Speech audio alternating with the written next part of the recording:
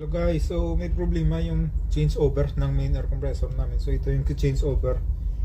Kung alin yung lead, follow 1 tsaka follow 2. So alin yung compressor, either 1, 2 or 3 compressors. So dito masiselect mo kung alin yung gusto mong lead tsaka yung follow. So pinacheck sa atin itong rotary cam switch. So pinaklas muna natin.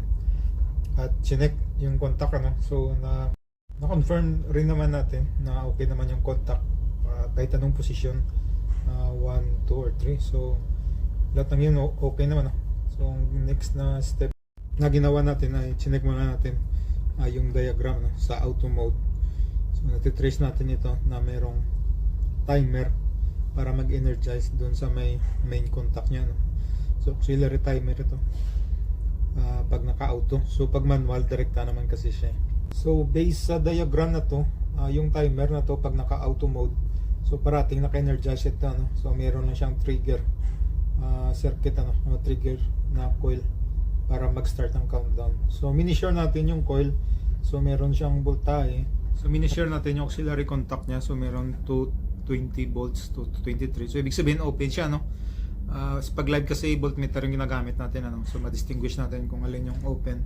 So pag open meron kang voltahe, pero pag close syempre zero yung reading. So tinas din natin yung change over. Ginawa nating lead yung number 3. So hindi rin siya nag-start. So ibig sabihin na may problema din doon sa timer niya. Kaya naganap tayo ng pamalit na timer. So meron tayong timer dito, although na different model, pero same sila ng function. So meron din siyang Y1. So meron din siyang trigger circuit. So papalitan natin ito.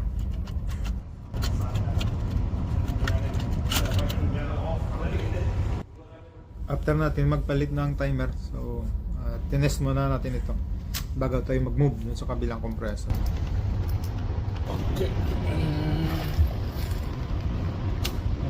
Itong number 1.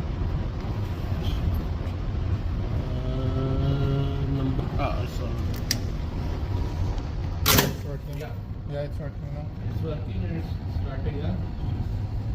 Okay. Starting now. Yeah. Okay. So we go. So after natin napagana yung number 1 na maging lead, nag-proceed naman tayo sa may number 3 para palitan din yung timer. So dalawang compressor ang di gumagana sa automatic mode. So yung timer pala na to, mapapansin nyo meron siyang Y1. So ito yung trigger signal niya. So ang timer kasi na to, once na naka-auto, parating naka-on ang supply niya. So nagsa-start lang yung countdown niya at pag-activate yung auxiliary contact pag mayroong trigger signal na pumapasok dun sa may Y1. At kusa lang to magre-reset. So pag wala tayong spare parts nito, medyo mahirap.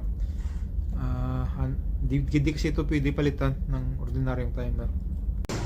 Okay, starting. And then the first follow up. Wait, I think it's 5 seconds.